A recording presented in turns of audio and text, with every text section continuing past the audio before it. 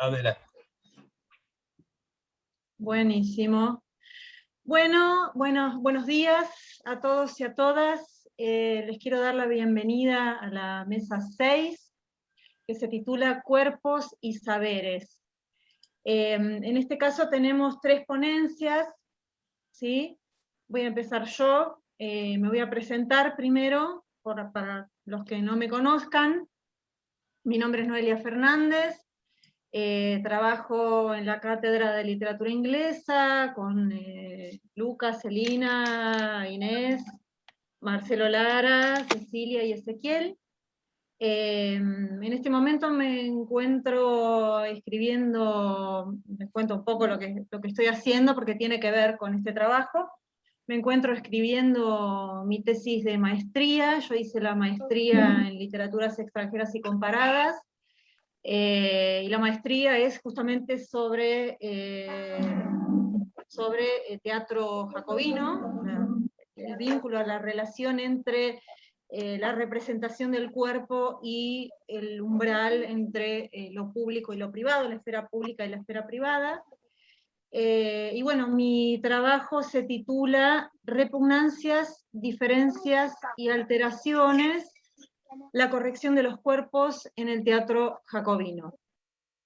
Y dice así: de acuerdo con Richard Sennett, la burguesía creía que, cito, las gentes experimentaban en público sensaciones y relaciones humanas que no podían experimentarse en ningún otro ambiente o contexto social.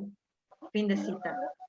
Esta diferenciación entre el espacio público y el privado es resultado de distintas regulaciones impuestas por el poder disciplinario sobre los cuerpos y las conductas sociales en el territorio de la ciudad y el espacio de la casa.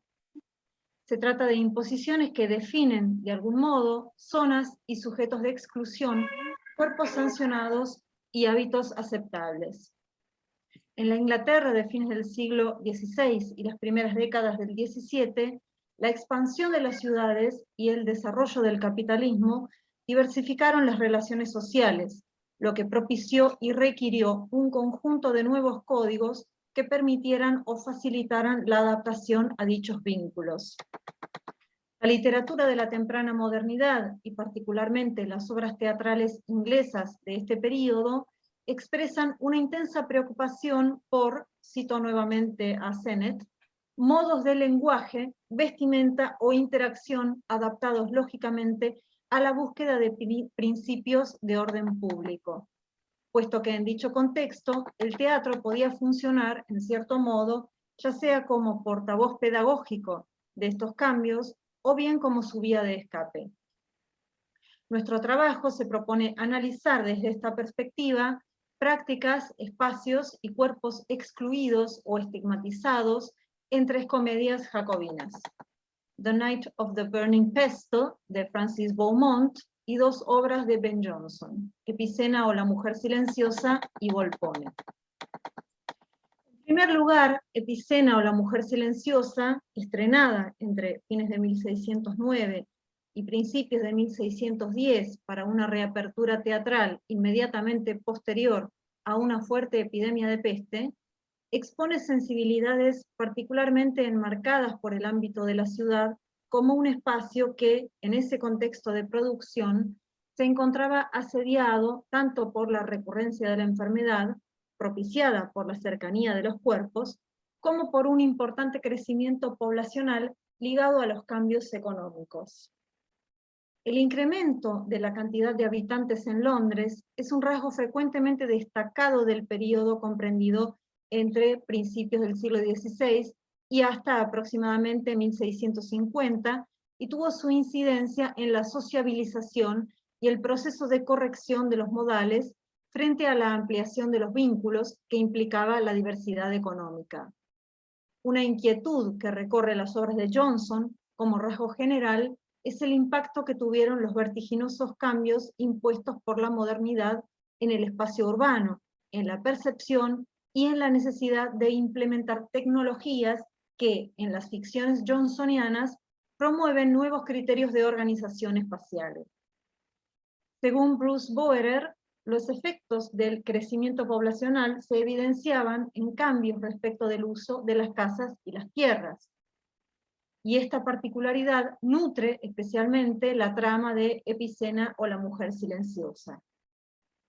La ciudad de Londres es con frecuencia el marco en el que se desarrollan varios textos de Johnson y el teatro jacobino en general. Por lo tanto, es necesario considerar al principio algunas características estructurales y formas de planificación urbana del momento que se proyectan de algún modo en las acciones dramáticas de estas obras.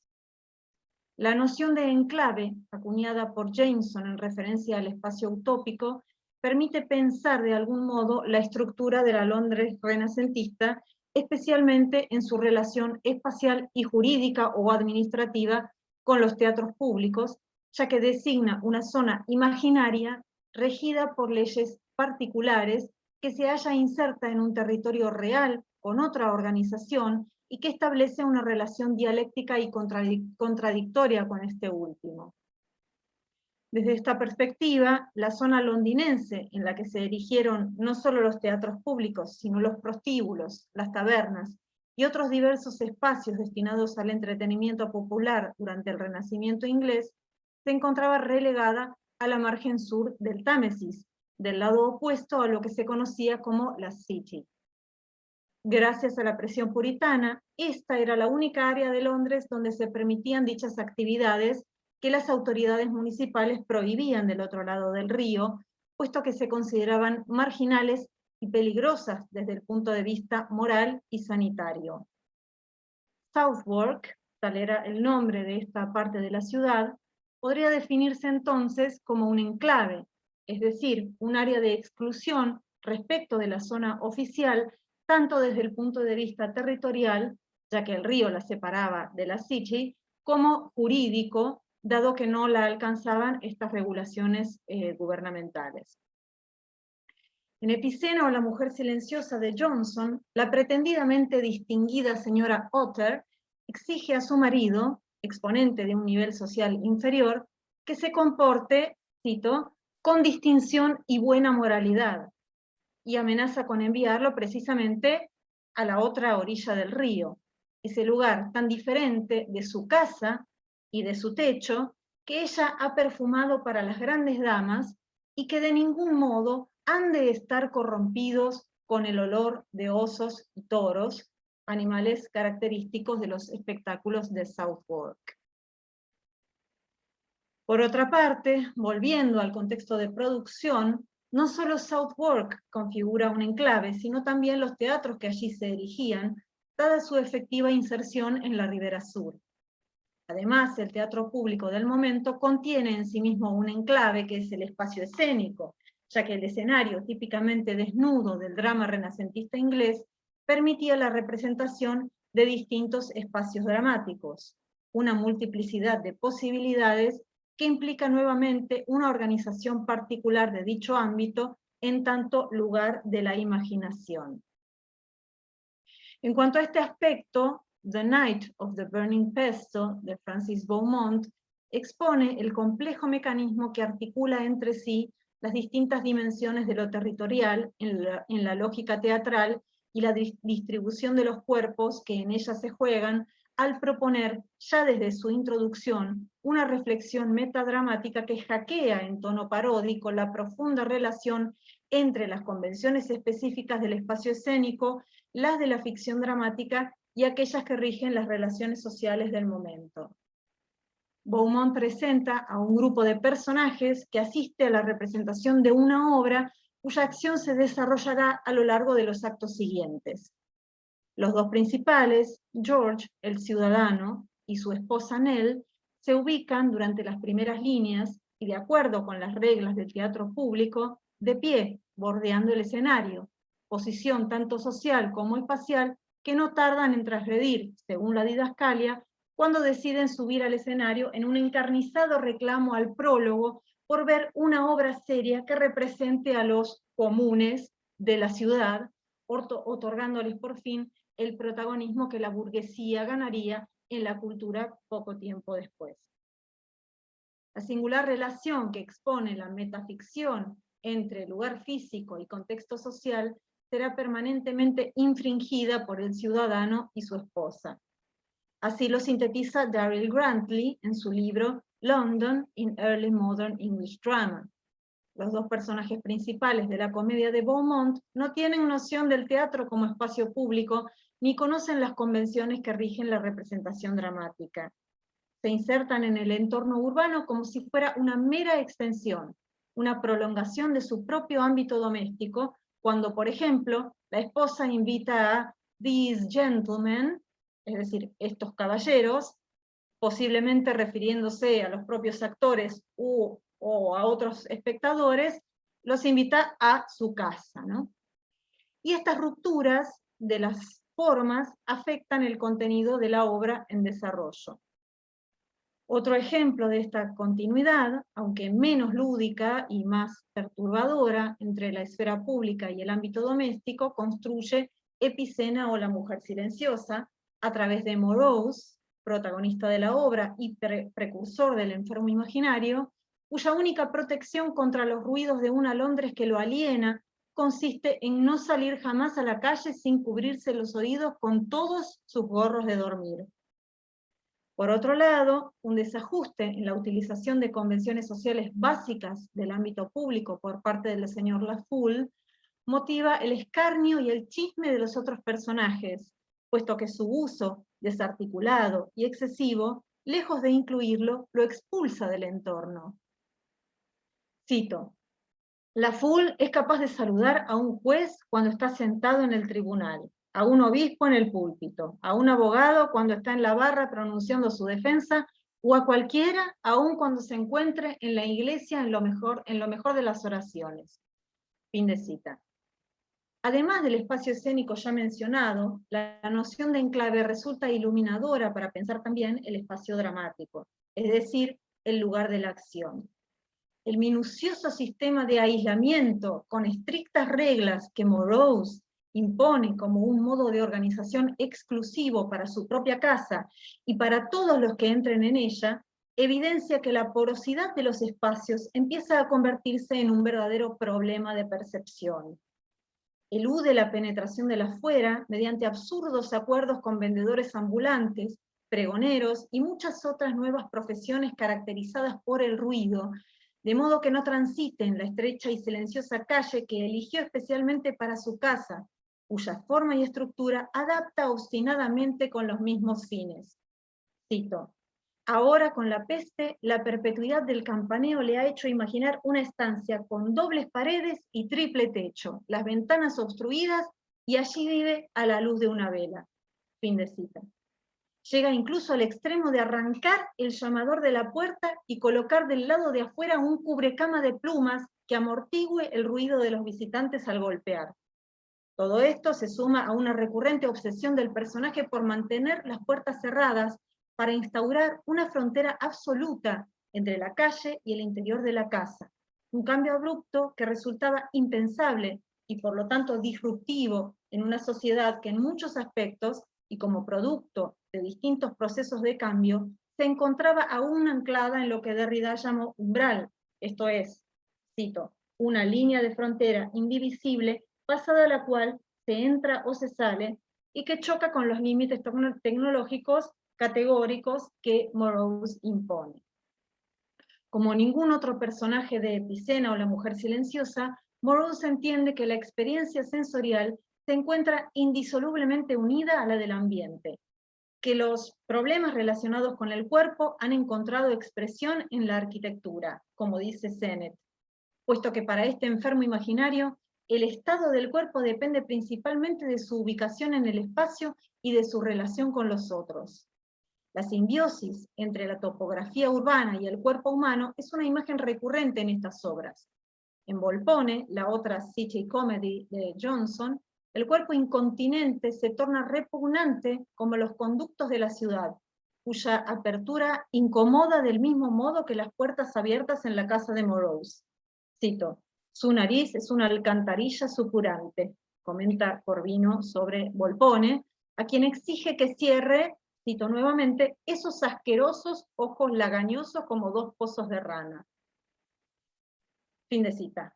Esta incomodidad, ligada por lo tanto a algunas nociones epocales de decoro, educación o subjetividad, que constriñen los comportamientos y condicionan las relaciones sociales, determina entonces aquello que queda excluido de la esfera pública o desplazado de la cultura oficial mediante la marginación o el escarnio. Según Greenblatt, la Inglaterra de fines del siglo XVI y principios del XVII estaba impulsada por una profunda, necesaria e implícita relación entre el sentido de identidad y las instituciones sociales que se adjudicaban el poder tanto de premiar como de castigar, y que por lo tanto marginaba todo comportamiento que se apartara de aquellas nociones. Voy terminando. En el contexto inglés de la temprana modernidad, entonces, ante la formación de los estados nacionales luego de la Edad Media, sin duda se hallaba en disputa la continua construcción, institucionalización y defensa de una identidad fuerte, no solo desde el discurso oficial, sino a través de los dispositivos de la cultura popular. Uno de estos dispositivos, que funcionaba en parte como una herramienta regulatoria por parte del Estado, era por supuesto el teatro, que William Bousma en el otoño del Renacimiento define como la única forma, especialmente social, en su capacidad de crear, a través de la experiencia compartida de la representación, una pequeña comunidad. Eso es todo. Muchas gracias por escuchar. Y bueno, ahora le doy la palabra entonces a Jessica Lenga. Si querés presentarte, Jessica, y bueno, decir el título de tu trabajo, adelante. Bueno, muchas gracias, Noelia, me gusta mucho escucharte. Como saben, mi nombre es Jessica Lenga, soy licenciada en Letras, investigué como adscrita en las cátedras de literatura alemana y de literatura inglesa. En la cátedra de literatura inglesa estuve investigando sobre todo temas relacionados con el gótico femenino, desde el siglo XVIII hasta la actualidad, y bueno, esto que voy a exponer está un poco en el marco de esa investigación. El título de mi trabajo es Relatos anfibios de una Londres habitada por el mito, la desdelimitación entre las categorías naturaleza-cultura, historia-mito en La sirena y la señora Hancock de Imógenes Ernest Howard. No sé si quieren que empiece, si se me escucha bien. ¿Se escucha bien? Sí, adelante, se escucha bárbaro. Buenísimo. En el 2009, Nadia Vesey, una mujer neozelandesa de 50 años, ocupa un lugar protagónico en los medios internacionales cuando decide convertirse en sirena. Las noticias relatan que la idea de devenir sirena se despierta en esta nadadora, amputada a los 4 años por una afección congénita, después de que un niño le preguntara por qué no tenía piernas, y ella respondiera que era una sirena. Entusiasmada con su ocurrencia, Nadia se comunica con Beta Workshop, la compañía de efectos especiales encargada de la realización de películas como El Señor de los Anillos o Crónicas de Narnia, para encargarles una prótesis en forma de cola de sirena. El resultado es una pieza de tecnología portátil impresionante desde el punto de vista mecánico y estético, que su dueña modeló en varias sesiones fotográficas. La propia Vesey declaró: una prótesis es una prótesis. Tu cuerpo tiene que estar cómodo y tú tienes que aceptarlo como parte de ti. Sin embargo, hay una incongruencia en el modo en que esta historia fue cubierta en los medios, porque mientras que las noticias relatan una experiencia de superación personal en clave melodramática más bien, las declaraciones de Vesey en documentales y entrevistas apuntan más a una preocupación estética y sobre todo una nueva concepción del cuerpo humano, en el que los dispositivos artificiales pueden incorporarse como parte del organismo. Esta cola de sirena, más que la fantasía retrógrada de materializar algún cuento de hadas, representa una apertura a la futuridad, el anuncio de una nueva concepción poshumana, queer del cuerpo, en la que nuestro organismo ya no es ámbito únicamente de lo natural, sino que se torna una entidad híbrida que también puede ser construida culturalmente, que aúna naturaleza y artificio. Hay un doblez más en la prótesis de Vesey, porque no solo la convierte a ella en una especie de cyborg, mitad máquina, mitad persona, sino que alude a un ser que ya de por sí es la encarnación mítica de la hibridez, como es la sirena. La sirena recorre la cultura occidental en su totalidad. Por su doble naturaleza aparentemente contradictoria, la sirena va adquiriendo en los relatos míticos o literarios diferentes significados y representa desde la femme fatale, la tentación de la mujer seductora, al espíritu auxiliador de los viajeros del mar, o la encarnación de la melancolía y los anhelos insatisfechos. La sirena es ante todo una criatura polisémica.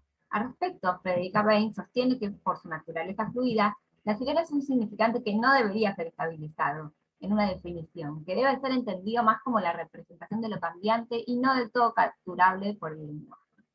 Aún así hay un aspecto que sí permanece vigente en las representaciones de la sirena, y es justamente su naturaleza in-between, permeable, que rompe con la lógica binaria que domina las estructuras del pensamiento moderno e ilustrado.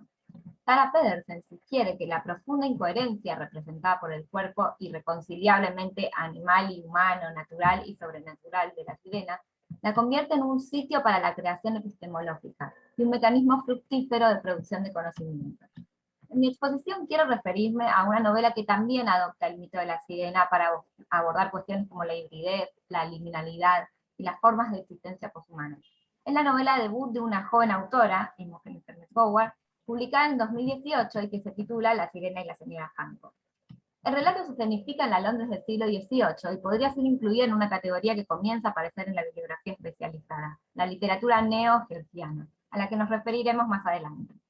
No es casual que Howard elija esta época para ambientar su obra. Ella se dirige al origen del sistema de pensamiento binario, jerarquizante y racionalista moderno, que crea las condiciones para la consolidación del poder patriarcal, justamente para desestabilizarlo, deconstruirlo.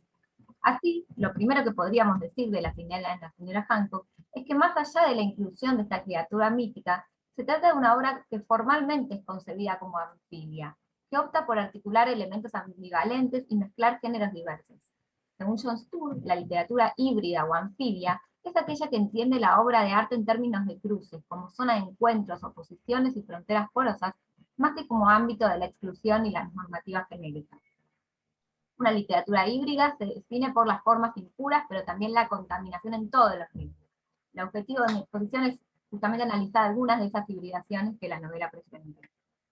Pero antes quería comenzar por hacer un pequeño resumen de la trama de la novela, porque al ser una obra tan nueva, sospecho que tal vez muchos no la hayan leído, perdón por la redundancia si sí la leyeron. La historia comienza con el señor Hancock, un viudo y comerciante, que es más bien la encarnación de la mentalidad pequeña burguesa. Es sacudida por un hecho que trastoca su rutina y su existencia, digamos. Después de mucho esperar, Stowe Jones, que es el capitán de su barco y hombre de confianza, regresa de una expedición comercial por el mar de Java sin la mercancía que había ido a buscar y sin su barco, pero con una sirena muerta por la que ha intercambiado todo lo otro. Hancock cree que esta será su ruina, pero el capitán lo anima a exhibir la monstruosa criatura en una de las tan usuales, entonces, muestra de curiosidad. Si bien la exhibición es un éxito, Hancock se alegra cuando la señora Chapel, una conocida madama, le propone alquilar la sirena para mostrarla como atracción en las fiestas que realiza en su lujoso convento, lindero con el Palacio de St. James, al que acuden las cortesanas más caras y los hombres más poderosos. A pesar de su carácter puritano, este comerciante asiste a la fiesta que la señora Chapel organiza para su sirena, y allí conoce a Angélica Neal, una prostituta célebre por su belleza, que acaba de perder a su protector y debe encontrar rápidamente un nuevo medio de vida. Si bien al principio Angélica logra seducir al señor Hancock a pedido de la señora Chapel, este finalmente huye espantado por las inmorales prácticas que observa en la capilla. Después de esa noche de seducción fallida, Hancock decide terminar sus negocios con la señora Chapel y pide que le devuelvan la sirena. La rechazada Angélica, por otra parte, consigue un candidato mucho más atractivo, el petrimetre de George Rockingham, un joven seductor y disoluto. Entre tanto, Hancock vende la sirena y pasa meteóricamente de ser un pequeño burgués a un hombre rico, pero no deja de pensar en Angélica e intenta visitarla en varias oportunidades. Absorbida por su amor nuevo, Angélica se burla de este hombre de la sirena y le promete que solo aceptará sus atenciones si le consigue otra sirena. Hancock, que por primera vez se permite una excentricidad, un capricho, encarga entonces a su capitán una nueva expedición para buscarla. El amor de Angélica con Rockingham estaba, tal como puede preverse, destinado al fracaso, y don Juan abandona a la prostituta tras una breve temporada dejándole un tendal de deudas. Angélica se ve como una mujer que ya no es joven y está en la ruina. Entonces reaparece Hancock y le propone matrimonio a la señora Neal, que pronto se convierte en la señora Hancock y se muda a su casita en Deptford con la sobrina de su marido, Susan. Angélica se transforma entonces en una mujer libertina, caprichosa, con gustos frívolos, en la perfecta ama de casa burguesa, sensata y austera. Los Hancock parecen tener un matrimonio feliz y pronto nuestra heroína descubre que está embarazada. Sin embargo, mientras la mujer se entera de que se convertirá en madre, el hombre recibe la noticia de que Finalmente su capitán ha conseguido una nueva sirena, esta vez viva. La nueva sirena instalará la desgracia y la melancolía entre los que las rodean y provocará incluso la pérdida del embarazo de Angélica. Finalmente, ese suceso empodera a la antigua prostituta que decide recuperar algo de su antigua identidad para salvar a su familia. Una vez deshechos de la fuente de conflicto, los Hancock deciden de todos modos celebrar su recién inaugurada mansión en una fiesta de la sirena muy diferente de aquella que se había celebrado en el burdel de la señora Jacqueline. Ya desde el principio, entonces, vemos que la irrupción de la sirena en medio de Londres provoca el resquebrajamiento de una de las polaridades formativas de la cultura burguesa, la de los límites entre la ciudad y el ámbito de lo salvaje, que podemos reformular como la oposición entre naturaleza y cultura. Tradicionalmente, las criaturas míticas aparecen siempre en contextos distantes, alejados del espacio de la civilización. Las sirenas en particular son asociadas con el océano profundo, o en todo caso, con las costas de algún pueblo pesquero, pero nunca en la urbe. En cambio, Gower instala su sirena en una piscina en Belgravia. Lo salvaje invade y transforma el ámbito de la cultura, pero también es afectado por ello. Así Londres se transforma en espacio de la naturocultura, concepto del que se vale Donna Haraway para evidenciar la liminalidad e interacción entre estas dos esferas que la lógica binaria presenta siempre como puestas entre sí. En ese sentido, resulta muy interesante que el primer acercamiento que tenemos los lectores a la ciudad de Londres es a través de la mirada de un cuervo que sobrevuela la ciudad. Es el quien recorre sus calles desde el puerto hasta Camden, de sur a norte. Hay un interés por parte de este narrador omnisciente por reconstruir la perspectiva animal, por reconocer que estamos en esta ciudad, no recorrida solamente por seres humanos, que no estamos solos, sino que cohabitamos nuestros espacios con decenas de criaturas salvajes. Howard, que además de escritora es historiadora y se documentó ampliamente para escribir su novela, registra en el texto muchos de los cambios históricos que estaban sucediendo hacia fines del siglo XVIII en el espacio urbano.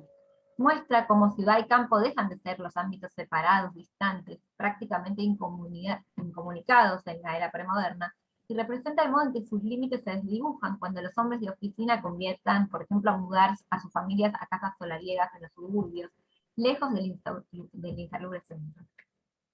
Y así como las fronteras entre campo y ciudad se disuelven para formar un continuo, todas las diferencias entre espacios urbanos se relativizan, y los lugares se funden en un continuo.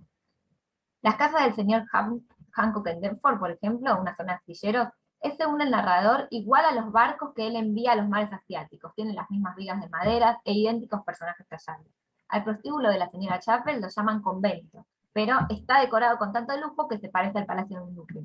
Las prostitutas recorren las tiendas lujosas de Oxford Street y meriendan en las mismas confiterías a las que asisten las aristócratas con sus hijos.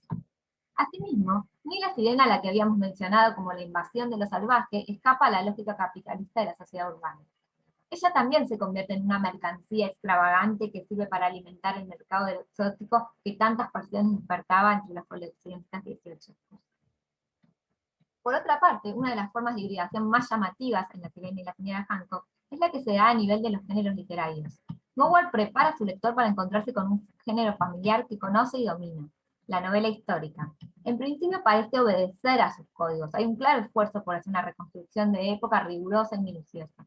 Es claro que Gower conoce los pormenores de la vida cotidiana de la Londres del siglo XX. Se documenta hasta sobre los nombres de las calles de entonces e incluso sobre los dulces y golosinas que podían encontrarse en una confitería georgiana. Empero, la verosimilitud realista estalla con la aparición de la sirena. Gower desarma las expectativas lectoras y nos obliga a emplear la lógica de lo fantástico. De este modo, la autora se enfrenta, según Joanna Makulevich, a la lógica logocéntrica, al racionalismo del discurso histórico, que a la vez sobreimprime uno de los géneros considerados femeninos, como era el fantasy, al discurso de la historia, ámbito exclusivamente masculino. En La sirena y la señora Hancock, historia y literatura fantástica no son códigos excluyentes. Justamente, esta no compartimentación de géneros es lo que caracteriza, según Derrida, a la literatura anfibia. Gower rompe entonces con lo que Derrida denomina la ley de género, que justamente nos comanda no mezclarás géneros, que nos exige la pureza del principio. Derrida argumenta que donde se escucha la palabra género aparece un límite, una norma. Los límites en los géneros literarios se componen de regulaciones y prohibiciones. No colocarás una criatura sobrenatural en una novela realista. Y sin embargo, añade Derrida, la naturaleza del texto literario es transgredir ese mandato. Gower parece compartir estas nociones derridianas. Podríamos decir que La sirena y la señora Hancock se elabora a base de lo que Nicolás Bourdieu denomina estética relacional. Bourdieu describe la estética relacional como aquella en que un mundo fragmentado por la división del trabajo y la ultraespecialización, busca poner en relación niveles de la realidad distanciados unos de otros, como podría ser, por ejemplo, la existencia de un viudo pequeño burgués que vende té importado con el mito de Melusine. Para Bourdieu, la obra de arte en nuestra época, en que las convicciones de la era moderna se desbarataron, ya no debe tener como meta formar realidades imaginarias o utópicas, sino proponer formas superadoras de habitar el mundo. Es esto justamente lo que se propone Goward a través de sus técnicas de hibridación. Aspira a conformar modos de vinculación no basados en la lógica de dominación, jerarquización de una categoría sobre la otra, la cultura por encima de la naturaleza, lo racional por sobre lo sentimental y la superstición, el hombre sobre la mujer. Así como en el arte relacional, Howard defiende una literatura que toma como horizonte la esfera de las interacciones humanas. Su novela parece demostrar que solo hay forma en el encuentro, de la historia con la fantasía, de la enciclopedia con el mito, de la prostituta con la sirena, y ambas con el burgués puritano. Incluso el modo de abordar el discurso histórico en sí tiene que ver con esta estética de la relación. Howard no se acerca al pasado del modo ingenuo en que lo haría Scott. Por el contrario, en esta novela neojoyciana hay también una juxtaposición, un diálogo entre tiempos, pasado y presente. Lipsky y Makulevich sostienen que puede hablarse ya del neogeorgianismo como una categoría autónoma, que opera con la historia del mismo modo en que lo hace su par, la novela neovictoriana. Si bien retrata las costumbres y formas de vida de esa era que revisita, se le superponen teorías actuales a esta, como el feminismo, el psicoanálisis o el postcolonialismo, para abordar preocupaciones de nuestra generación, tales como las diferencias de géneros, las sexualidades diferentes o la dominación imperialista. Por eso, la heroína de La sirena y la señora Hancock se permite plantear sus dudas sobre el deseo de la maternidad y habla abiertamente sobre experiencias de aborto o refiere a sus días como prostituta sin utilizar el discurso de la culpa y el arrepentimiento que se empleaba en el siglo XVIII para representar. Al mismo tiempo, la autora intenta recrear y reunir todas las formas no canónicas de la ficción georgiana, en un afán de exponer que la diversidad de géneros que existía en el siglo XVIII era mucho mayor que el panorama que nos representa Ian Watts en su célebre ensayo de Rise of the Known. Muchas formas literarias que habían quedado en el olvido y que fueron rescatadas por investigaciones especializadas recientes aparecen en su novela, desde las sórdidas historias de criminales y prostitutas hasta la literatura pornográfica. Y en ese sentido es insoslayable mencionar la reescritura que Howard hace de la lista de Harris, también conocida como Nocturna Rebel, que es un texto muy extraño, en el que el autor se dedica a registrar los nombres, identidades y hasta habilidades y singularidades en la intimidad de todas las prostitutas londinenses en 1779.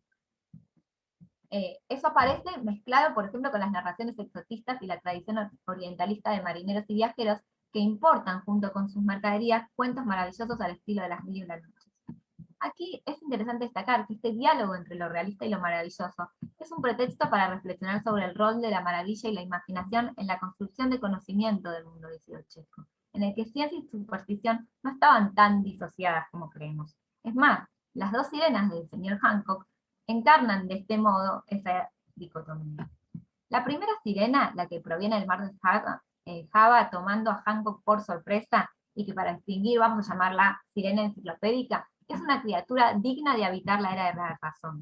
Esta sirena, que llega como un organismo ya muerto, viene a satisfacer un poco ese afán ilustrado de observar, analizar científicamente la naturaleza para describirla, clasificarla y dominarla.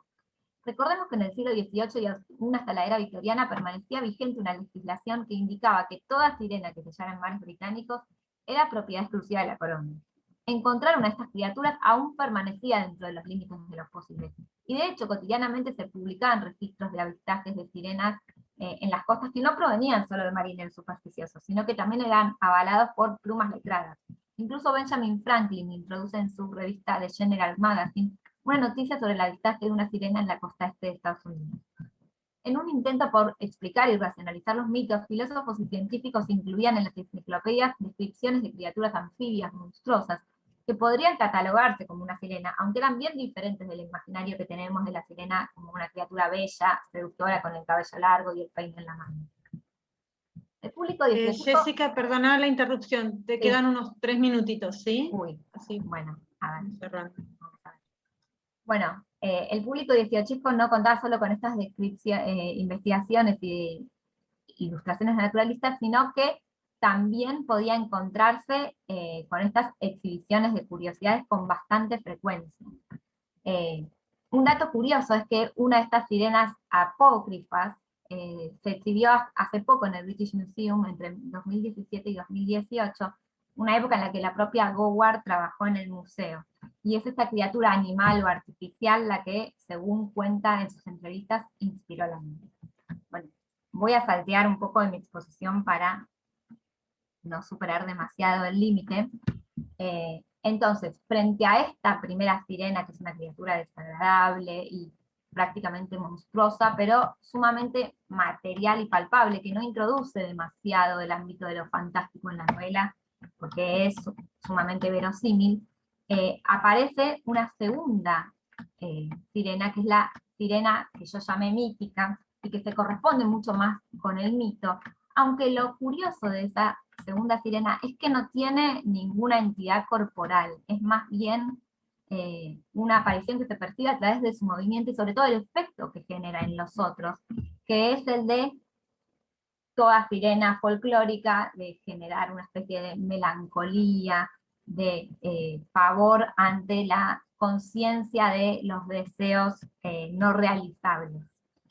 Entonces, lo interesante de esta novela que realiza Imogen Ernest Goward, por otra parte, esperen que voy a ese último apartado de mi exposición, es que en su relato la sirena aparece ya no solo como una voz inarticulada, como de la que no conocemos su discurso, sino que lo que Goward hace es otorgarle discursividad a la sirena. Entonces surge aquello que, perdón por estoy salteando, entonces Goward le cede la palabra por primera vez a estas criaturas que emiten, sin embargo, un discurso que escapa a los límites del orden racional y falogocéntrico y a la racionalidad, y se acerca mucho a aquello que Luz Irigaray denomina como hablar mujer. Irigaray afirma que este hablar mujer sucede cuando las mujeres hablan juntas, libres de cualquier presencia heteronormativa, y se aproximan a un lenguaje arcaico, enraizado en lo femenino. En ese sentido, consideramos que para interpretar el discurso de la sirena se vuelve indispensable considerar este rechazo del hablar mujer a la linealidad cientificista del lenguaje masculino dominante. Irigaray distingue este hablar como mujer del hablar de la mujer, y sostiene que mientras este último ubica a la mujer siempre en el lugar de un otro, el hablar mujer es menos normativo y no trata de producir un discurso en el que la mujer sea el objeto. En sintonía con esto, dentro de los breves pasajes de la sirena de la novela de Goward, distribuidos de manera azarosa, irregular y no simétrica o predecible, están diferenciados además gráficamente en el texto a través del uso de cursiva. Bueno, allí aparece desde un principio una enunciación plural. El sujeto que habla es un nosotros, y cito: aunque estemos lejos, nos tienen siempre en mente. Ellos creen que no nos ven, hasta cuando no nos ven. Y poblamos las historias que no paran de contarse unos a otros. Esta enunciación colectiva enfrenta la lógica individualista y patriarcal. Ese yo, con mayúscula, usa el lenguaje para conocer, dominar y conquistar. Goward ofrece la alternativa de una sororidad femenina, al tiempo que se lamenta por la hegemonía masculina. Y cito: ay de mí, en cierta ocasión fui un nosotras, nos movíamos en aguas turbulentas, donde no llega la luz del sol, y oíamos la llamada de nuestras hermanas. Así supimos que estábamos vivos. Lejos, muy lejos, estaban, en otra era de la historia, pero nuestras voces nadaban juntas, nuestros cantos se trenzaban los unos de los otros. Cada pensamiento que teníamos era acogido por un coro de pensamientos. Hablar era estar de acuerdo. Ahora veo que soy un yo, uno solo. En estos fragmentos son las sirenas las que practican ese hablar como sirena y no de ellas. Por eso su discurso reproduce su naturaleza fluida, líquida, difícil de contener en una forma. Y cito: perdidas estamos. Nuestro aliento es el cabeceo del mar en noche oscura, que mece los destellos de la luna en sus ondas. Somos el blanco emplasto de la espuma que se extiende y cabriola. Somos el acantilado y saltamos en mil pedazos. En esta última cita resulta llamativa la disolución de la identidad de este nosotras sirena, que llega a confundirse y mezclarse con su entorno. No hay una diferenciación clara entre el cuerpo de la sirena, la textura de la espuma, el aroma de las algas o la brisa. En ese sentido, Goward trabaja con el concepto de lo poshumano, el mismo que impulsaba la nadadora neozelandesa que mencionaba al principio de mi exposición. Observamos el último discurso de la sirena. Primero me hundo, luego goteo, luego soy el chorro. Estoy aquí y aquí, toco esta superficie y esta también. Me mezclo, tiemblo al sentir mil nuevas voces y todas son voces mías. Soy un movimiento perpetuo que une en sí todas las corrientes. Y aprender y saber son una cosa y la misma cosa, y soy una pista y somos todos en el espacio que nos ha sido dado. Esta segunda sirena que aparecía en la historia, sin cuerpo, ubicada entre la existencia y la no existencia, lo uno y lo múltiple, rompe toda univocidad, pero también todo binarismo. Es muchas cosas a la vez y no es nada que pueda racionalizarse. Parece un blanco de peces diminutos cuando se propulsan todos al unísono de la corriente marina y relucen como un solo cuerpo con cada movimiento. Una masa enorme que se forma y transforma, piensa en absoluta sincronización, observa Angélica cuando la ve. En su manifiesto de las especies de compañía, Dora Haraway postula que los seres se constituyen unos a otros y a sí mismos a través de su contacto con los otros. Los seres no preexisten a sus relaciones. En sintonía con esta teoría, las identidades de los personajes de la señora Hancock no pueden entenderse individualmente. Es en relación con el otro y especialmente por medio del contacto con estas sirenas que los personajes se construyen. Del mismo modo, y tal como fuimos viendo a lo largo de esta exposición, ninguna categoría aparece en la obra de Goward como cerrada. Este rechazo feminista de los dualismos binarios contribuye, según Haraway, a un despliegue más rico de la historicidad, la especificidad y la cohabitación. En nuestro nuevo modo de entender el mundo de la naturcultura y lo poshumano se reivindica la impureza, la mutabilidad y la complejidad. En ese sentido, resulta indiferente en la novela de Goward si la sirena existe o no existe, si es una rareza documentable o una criatura fantástica. Lo importante es el lugar de actividad significativa que viene a ocupar en el espacio textual.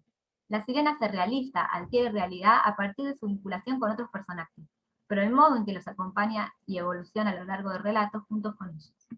Para concluir, podemos decir que los híbridos son creados en la novela de Goward para cumplir nuevas funciones, introducir nuevos parámetros de análisis que trastocan nuestra comprensión de un periodo supuestamente ya conocido y proponen una perspectiva superadora, transformadora. Poblándola de criaturas anfibias y representándola por medio de géneros no canónicos, la novela de Goward expone los modos heterogéneos de vivir, pensar y escribir la Londres del siglo XVIII. Finalmente, espero que haya quedado claro, a pesar del resumen, el vínculo que une la escritura de Goward con la concepción poshumana del cuerpo de la primera protagonista de esta exposición, Nadia Bessi. Bueno, eso es todo lo que quería decir, perdón por la extensión. Muchas gracias.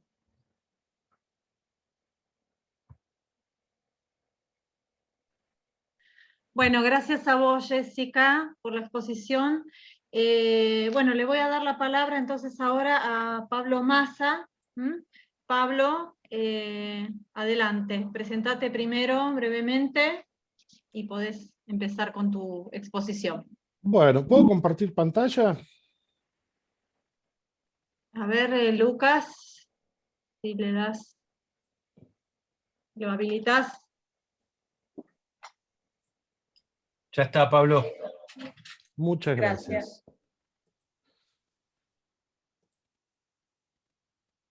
Compartiendo pantalla, ¿se ve? Ahí sí. Sí. Perfecto. Bueno, ¿qué tal a todos? ¿Cómo están? Mi exposición, que va a ser breve, se denomina, un poco ampulosamente, ¿no?, El boticario y el conjurer contra la Corporación Médica Universitaria Londinense del siglo XVII. Daimonomagia de William Drake como artefacto polémico. Vamos a empezar. William Drake fue un médico, boticario, practicante de medicina y tratadista, que en 1664 publicó una obra llamada A Physical Nosonomy, una nosonomía física, o la nueva descripción de la ley de Dios llamada naturaleza en el cuerpo del hombre. Esta obra fue reimpresa en 1665 y posteriormente con diversos añadidos, entre los cuales figura este pequeño tratado llamado Daimonomagia o la magia de los demonios, que es un tratado acerca de las enfermedades producidas por la brujería. fue añadido a la edición de 1665 y también se imprimió de manera independiente.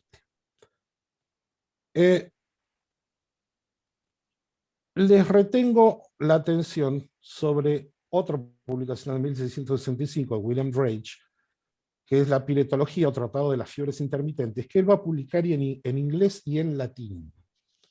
Este pequeño detalle vamos a ver qué papel juega en todo esto.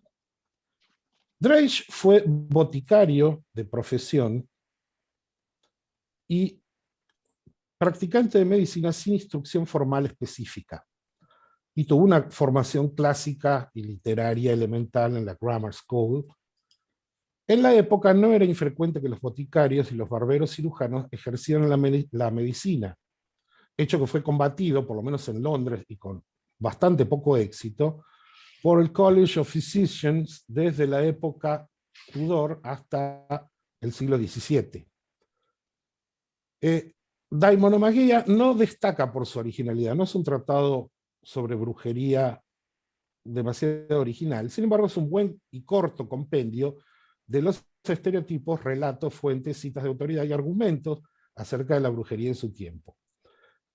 Lo más interesante de Daimonomagia es que representa una fuerte toma de posición de un médico boticario de provincia en contra de la excluyente corporación médica universitaria en la Inglaterra del siglo XVII.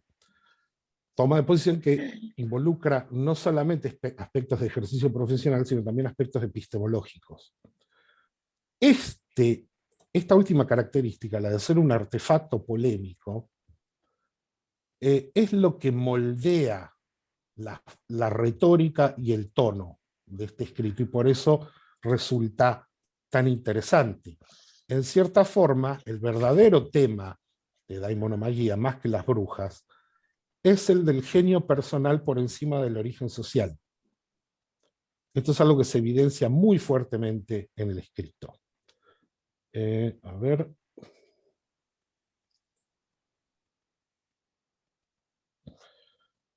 Gran parte de Daimonomagia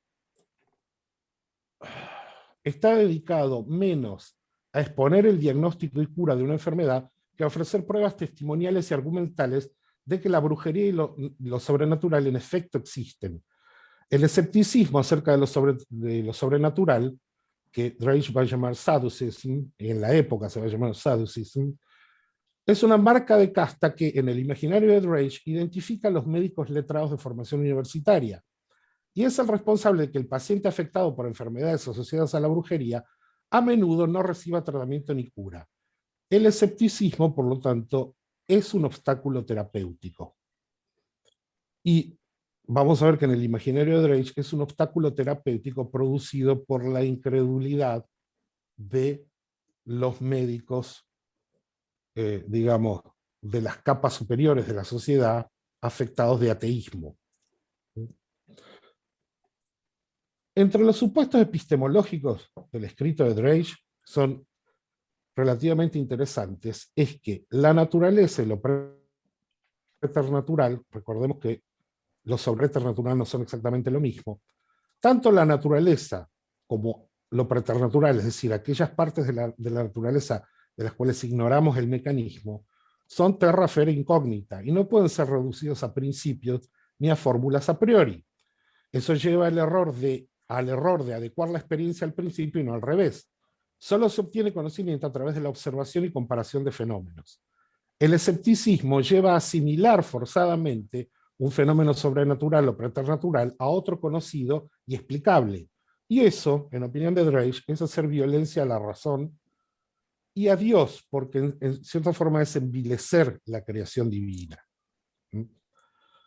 La observación incompleta o parcial del fenómeno solo lleva a una fantasía individual. La experiencia colectiva, acumulada en testimonios orales y escritos de diferentes épocas, tiene valor de conocimiento. La razón, entonces, debe erigirse como superestructura, y Drake utiliza específicamente la palabra superstructure, sobre los cimientos de la experiencia, y no debe colocársela por encima a dictar leyes cuando el objeto de estudio aún no es completamente conocido. La naturaleza ofrece miles de enigmas que nunca se resolverán si no es por medio de la observación detallada de todas las variantes posibles del fenómeno y de aislar lo que hay de común en la variedad. Así, en opinión de Drake, el quehacer de brujas y demonios resulta un lugar de cruce entre lo que se encuentra a priori fuera de nuestra capacidad de comprensión y lo que provisoriamente ignoramos o nunca hemos experimentado. En materia de brujería, la mentira y el error conviven mezclados con lo auténtico en una especie de selva donde solo el investigador experimentado y sagaz puede tener alguna esperanza de orientarse. Por otra parte, toda la construcción epistemológica de Drake reposa en la creencia religiosa.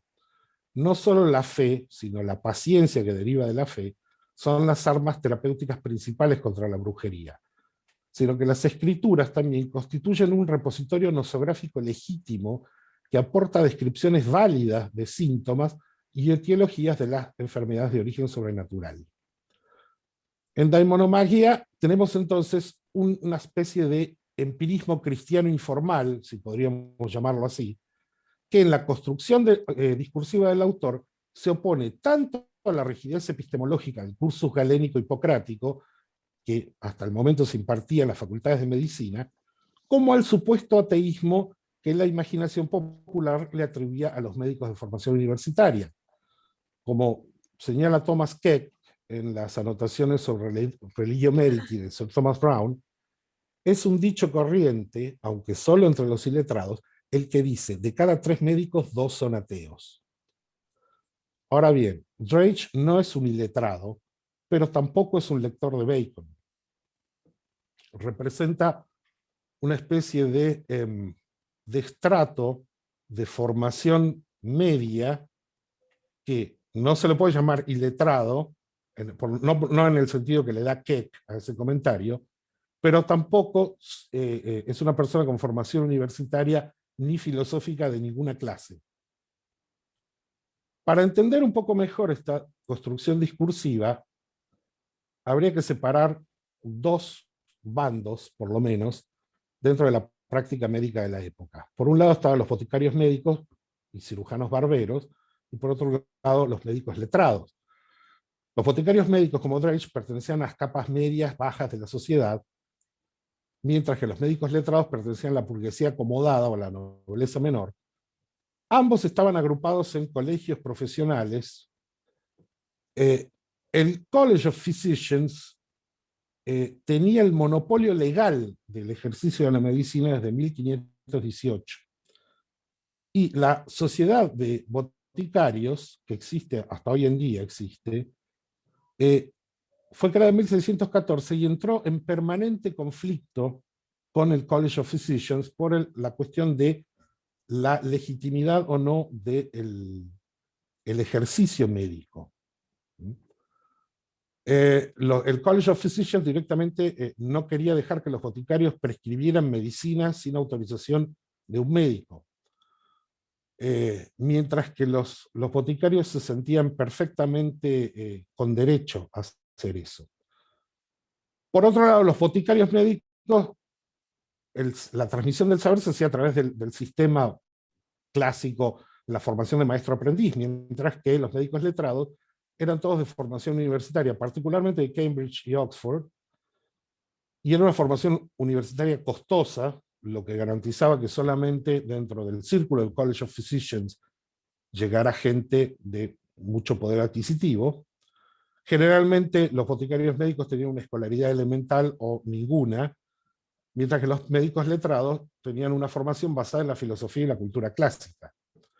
La ocupación de los boticarios médicos era la venta de medicamentos preparados y terapias enfocadas en el resultado inmediato sobre la dolencia concreta, mientras que el médico universitario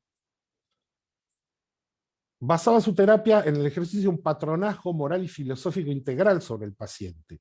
E insistía mucho en la supervisión del estilo de vida y de los hábitos como cura. Entonces, el estereotipo para los letrados, digamos, con las que los médicos letrados veían a los boticarios médicos, era el de mercaderes de poca confiabilidad, interesados solo en vender sus productos farmacéuticos, supersticiosos, crédulos y charlatanes. De hecho, la palabra para designar al boticario médico charlatán era quack. Mientras que la opinión que los boticarios médicos tenían de los médicos letrados es que eran personas ateas, escépticas, que llamaban sadducists, no solamente a los médicos, a otros también, de ideas retrógradas, porque en esa época ya el cursus basado en Hipócrates y Galeno de las universidades inglesas ya estaba siendo fuertemente cuestionada desde otro lugar, fuertemente cuestionada desde otro lugar. Esto, lo que viene a continuación, ya no es un estereotipo, esto era real, los servicios de estas personas eran carísimos y excluyentes, y además los boticarios los acusaban de ser terapéuticamente ineficaces, es decir, unos charlatanes también. Dentro de esto, Drake va a disputar como marca de legitimidad científica a los médicos letrados la publicación en latín. En una época en que la publicación en latín empieza ya a retraerse hacia el ámbito intraacadémico, Drake va a publicar sus obras, o por lo menos una de sus obras, en latín y en inglés, como para combatir este estereotipo del boticario charlatán. Entonces, la construcción discursiva de Drake, estoy diciendo acá extraordinariamente sintético. La, digamos, torta terapéutica en la Inglaterra del siglo XVII, si podemos usar ese término, está dividida en 3 capas, básicamente. Médicos letrados, boticarios médicos, y hay otro estamento, que es el inferior, que es el de los llamados cunning women, cunning men, conjurers, white witches, white wizards. Esto eran los que eran practicantes informales de la medicina, sanadores de ambos sexos, practicantes de la medicina tradicional. Utilizaban métodos similares a los de la brujería, y el ejercicio de estas personas era semiclandestino. Eran condenados por la prédica religiosa, pero tenían un estatus legal ambiguo, porque la justicia se negaba a perseguirlos judicialmente. ¿Por qué? Porque el College of Physicians no podía abastecer las demandas sanitarias de toda la población, solamente las de un muy reducido círculo. Entonces los jueces ingleses en general eran reacios a perseguir, aunque lo hacían a veces, pero eran generalmente reacios a perseguir a lo que se llamaba los empíricos, a estos sanadores de raíz popular. William Drake parece en su tratado identificarse con alguno de estos sanadores populares. Por ejemplo, un tal Redman de Amersham, de quien cuenta hazañas, y el doctor Woodhouse, que va a ser el médico, digamos, médico, entre comillas, de cabecera de Mary Hall, que es un caso que relatan de monomagía de una mujer poseída por demonios, de este doctor Woodhouse, que no es ni siquiera un boticario, es un cunning man, él refiere una disputa con unos médicos letrados, donde los hace quedar en ridículo, y él cura a una paciente administrando un remedio muy específico.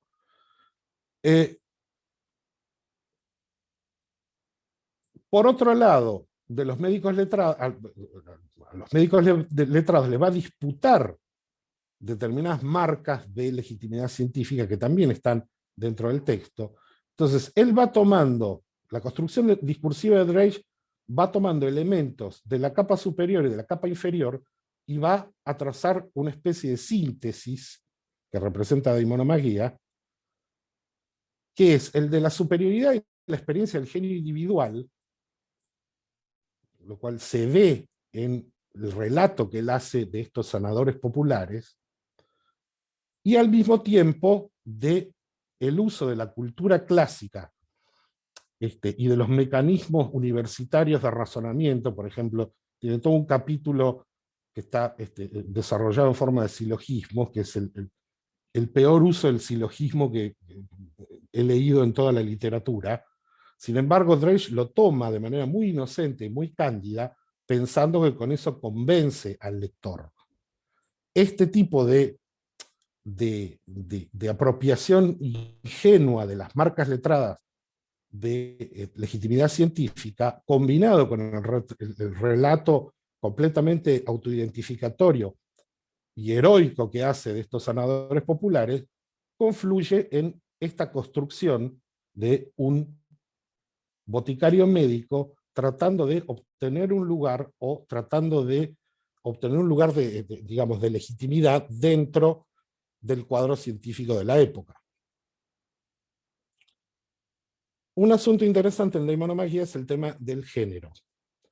Drake casi siempre designa al practicante de brujería con el término witch, que no es exclusivamente femenino, pero efectúa la diferenciación de género, wizard u otro término, es a dejar en claro que se refiere a un varón o a un grupo masculino.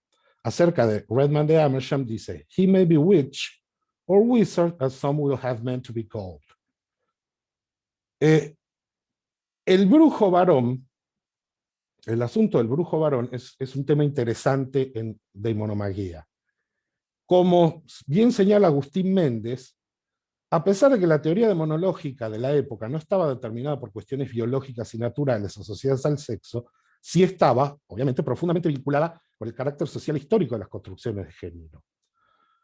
Mientras que el estereotipo femenino de la bruja, en los siglos XV al XVII, interviene en ideas misóginas acerca de la debilidad moral e intelectual constitutiva de la mujer, que pueden rastrearse desde muy lejos, la figura del brujo o hechicero supone en cambio un varón feminizado, no en sus atributos ni en su sexualidad, sino en el sentido de que comparte la debilidad asociada a la mujer, la debilidad moral e intelectual asociada a la mujer. Sin embargo, en el texto de Drake, el brujo varón es representado en dos ejemplos de sabio sanador, objeto de la desconfianza de los letrados inexpertos, es decir, es representado como héroe. Y esto me hace acordar, por ejemplo, la forma en que Jean Baudin habla de Cornelius Agripa, que dice, el más grande hechicero de su tiempo. El brujo varón tiene la posibilidad de ser considerado un personaje fáustico. Claro, porque dice que no estaban asociación de médicos y los abogados no los perseguían. Exactamente.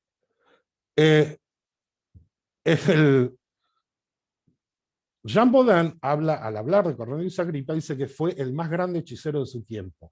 Para el brujo varón, la posibilidad de ser el más grande hechicero de su tiempo existe.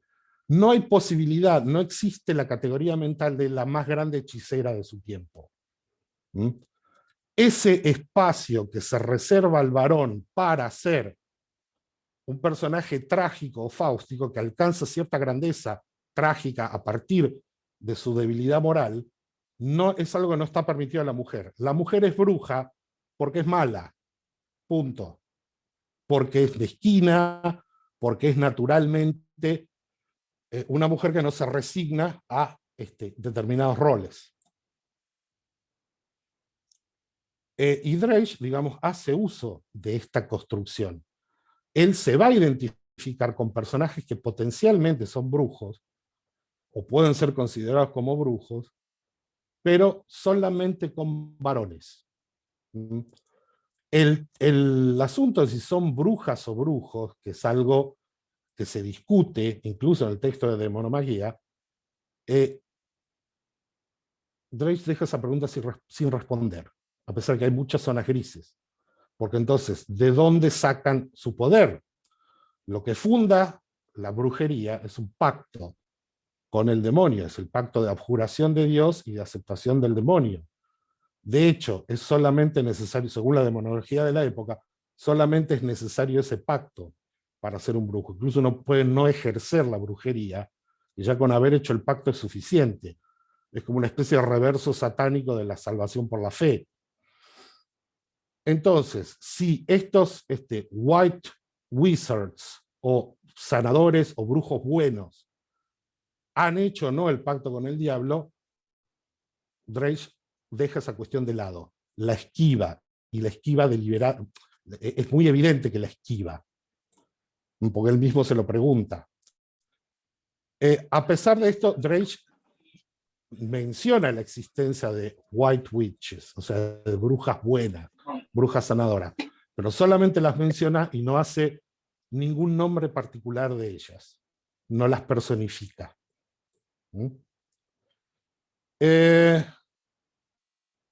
Bien, yo había dicho que Drake intenta disputarle a los médicos letrados las marcas de legitimidad científica. Esto, cuando uno analiza el texto de Dreisberg, uno se cae, está el intento, pero esto se cae rápidamente. Uno de los ejemplos más claros es el uso que hace de sus fuentes, que es polémico incluso para los estándares de la época. Hay un caso de un poseso, un tal Ulrich Neusser, que es referido por Johannes Lang y por Jean Vier en el siglo XVI, que es un hombre que lo abrieron una vez y le encontraron adentro cuchillos, sierras, piezas de madera, de manera tal que no las podía haber tragado jamás. Dreich menciona este caso y lo atribuye a Johannes Lang y a Jean Vier. Y dice que, bueno, encontraron dentro de este hombre todas estas cosas. Pero si uno lee el texto de Vier, lo que hace Dreich, y lo hace constantemente cada vez que lo cita a este autor, y lo cita bastante frecuentemente, Vier era una persona que creía que el demonio es un gran ilusionista y que los brujos son simplemente actores de ilusiones. Que cuando abren a un tipo y ese tipo tiene cosas en el estómago, en realidad esas cosas no están ahí. Son ilusiones que creen justamente para meterse en las mentes de los más débiles. Los prodigios de la brujería no son reales, son ilusiones. Esto Dreich lo deja de costado porque él está tratando de convencer al lector de la realidad de la operatoria de los demonios. Entonces, Perdón, Pablo. toma el texto de...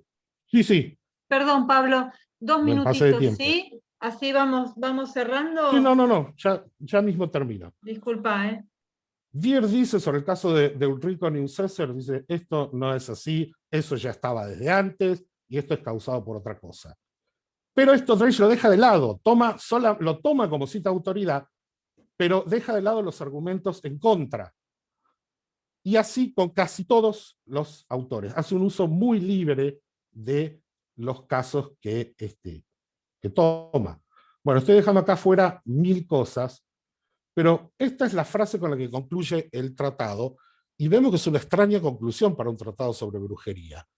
Non gens sed mens, non genus sed genius, virtus nobilis, y dice que estos son los lemas de los emperadores Emiliano y Claudio. A ver, no el linaje sino la inteligencia, no el origen sino el genio, solo la virtud ennoblece y solo la razón distingue a los hombres de las bestias. Lema de los emperadores Emiliano y Claudio.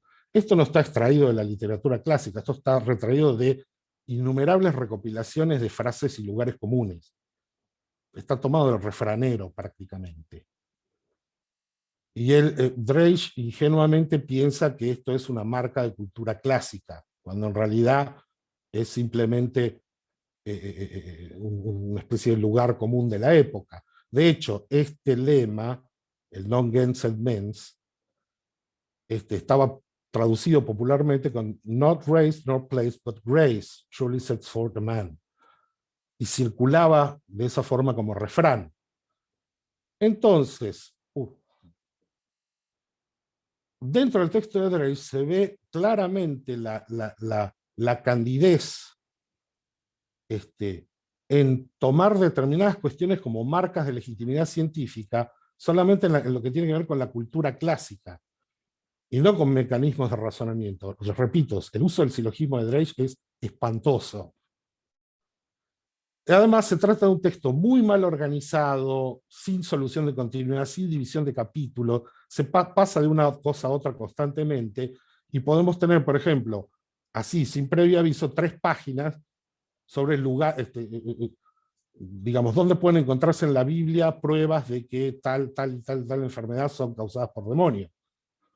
De manera que, bueno, lo que me pareció literariamente interesante no es el tema del tratado, sino, digamos, su fisonomía textual, por decirlo así. Espero que les haya sido interesante y espero que lean la traducción que acabo de hacer de este texto y que algún día publicaré. Muchas gracias. Bueno, gracias Pablo, gracias Jessica también. Bueno, tenemos unos breves minutos para alguna pregunta, comentario que quieran hacer.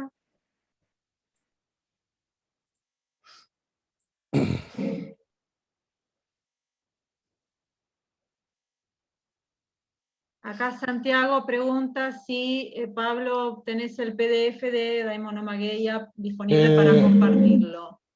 Santiago, mira, está, el PDF está, el facsímil de la edición de Dover está disponible en internet. Si lo googleás lo encontrás fácilmente, y además está el texto en versión electrónica de la Universidad de Michigan. Simplemente William Drake de Daimonomagueia y te va a aparecer casi inmediatamente. Bien. También dice Santiago, por otro lado, en relación a las enfermedades, ¿había también división de enfermedades como había división de brujos hombres y brujas mujeres? Pregunta. A ver, ¿vos te referís en el texto de Drake? El texto de Drake. Claro, bueno, eso es interesante, porque en el texto de Drake no se sabe bien cuáles son las enfermedades producidas por la brujería. Prácticamente puede ser cualquier cosa, desde empezar a vomitar clavos hasta tener jaquecas, que no se curan con nada. A pesar de que Drake hace un intento por clasificar de manera muy confusa las enfermedades, a uno nunca le termina de quedar claro cuándo una enfermedad es producida por la brujería. Y él termina diciendo, bueno, al final, como los brujos pueden hacer lo que quieren, prácticamente todas las enfermedades pueden ser causadas por brujería. Entonces, es bastante confuso en ese sentido. Enfermedades para hombres y para mujeres, y no lo dice Drake de manera específica, pero ahí habría que hacer un poco de exégesis en ese sentido en el texto, pero no me parece que haya una distinción entre enfermedades para hombres y para mujeres. Repito, porque la descripción de la enfermedad es demasiado general. Es un tratado que es nosográfico.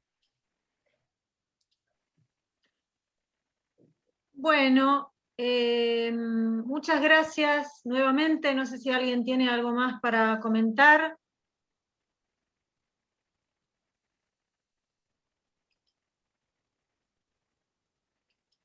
Bueno, les agradezco nuevamente a todos y todas por haber participado de esta mesa y de las jornadas en general, y los invito a, bueno, a sumarse a la mesa siguiente, que empieza a las 14:20, es el ingreso de asistentes. Bueno, muchas gracias y los dejo. Chao, hasta luego. Chao. Gracias. Hasta luego, gracias. Chao.